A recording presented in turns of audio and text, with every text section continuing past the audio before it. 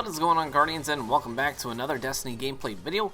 In this video we're going to be talking about one of the most basic things when it comes to improving your gameplay in PvP, and that is consistently winning your one-on-one engagements. So I'm sure I'm not the first person you've ever heard say that. Win your 1v1s, right? They're always saying that in like sweats and stuff. Win your ones, right? Well, they're right.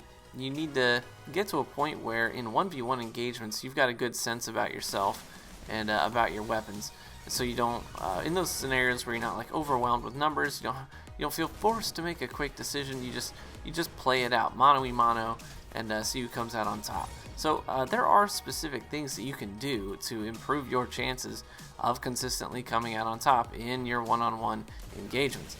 So I'm going to share a couple of those in this video here, and in the background you're going to see a lot of rumble footage and a little bit of skirmish and salvage as well. But so let me talk about Rumble for a second. Rumble is a fantastic playlist for trying to get better at this, because the majority of your engagements in Rumble are going to be one-on-ones. Every now and then you'll come into an engagement that is already underway. Maybe you get a cleanup kill or someone cleans up yours, and that's okay. But the majority of your engagements are going to be these one-on-ones that you're going to have, and you're going to have to know what to do and how to react. And it's good practice for when you get into a little bit more competitive lobbies in the 3v3 playlist, be it elimination, a skirmish, or whatever. It's really going to help you out in those places. So let me talk about this for a second. The very first thing I want to talk about is approaches. So when you see someone on the radar, you know you're about to get into this engagement. How are you going to insert yourself into that engagement? So use your vertical space. Woo! There it is. Yeah, vertical space. Make sure you're making vertical approaches to these engagements. See this guy? When I come around the corner, I jump. Okay, not just at standard head level. So at the very least, that's going to cause him to probably get a body shot instead of a headshot. Here you'll see him sliding. Get into the habit of sliding around corners and stuff. And it's not just something flashy you do. See, look at this guy. He's sprinting. Weapon is not ready, right? You can't have a weapon readied while sprinting. Sliding, though, when you slide, you keep your momentum, you keep your sprinting speed, but you can pull your weapons out, you can fire, you can acquire a target, and you are not at head level, making it so that it's easier for you to avoid getting shot in the head with something, primary, secondary, whatever. So you're more likely to be able to take more shots when sliding than you can when you're just sprinting around at head level. So get in the habit of making vertical approaches, be it high, be it low. And that's going to dramatically increase the number of one-on-one engagements that you win. Next, I would tell you get strategic about how you use grenades. See here, this guy's behind cover. I'm going to throw the grenade on the left, and then I'm going to jump to the right. So I'm going to throw the grenade to the left, and then challenge from the right side. So if he goes left, that's fewer frames that he has me visible for, and he's going to have to tank a grenade. If he goes right, I'm already challenging that way, and he can only keep moving right. Otherwise, he's going to go back to the left and run into an Axion pole. So it forces them to go one way or the other, and you can deal with it accordingly.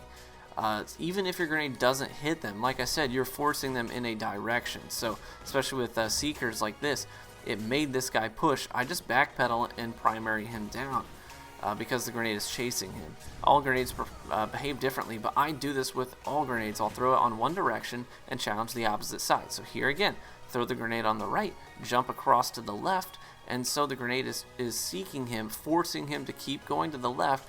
That way I can anticipate his movement and put shots into him and get easy wins like that. So grenade placement is it's humongous. It's hugely crucial to winning your one-on-one engagements. So a good friend of mine once said, every engagement begins with a grenade.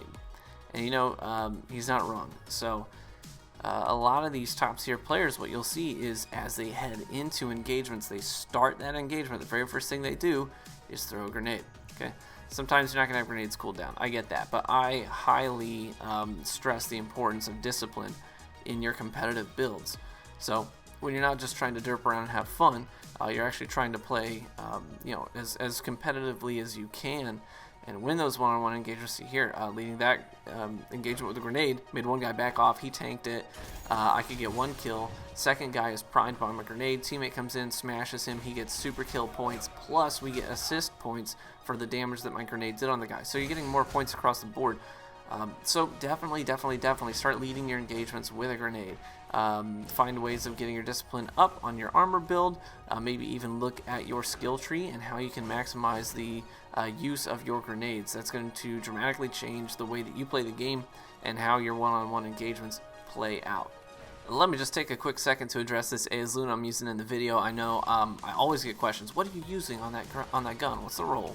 Yada yada yada. So I'll just tell you here and now. This AS Luna I had dropped with rifled barrel, which is great. It also has luck in the chamber, so those two things together is pretty great.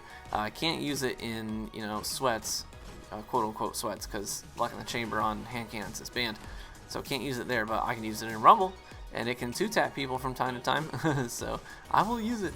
So that's what I'm using on that. It also has a relentless tracker, so you notice the slices of pie on my radar are increased when I'm using that thing, and I get kills. So it's a great Rumble weapon. Very, very good for Rumble. A lot of people ask why AS Luna over other legendary hand cannons. People say, I see lots of AS Lunas in competitive environments. Why is that?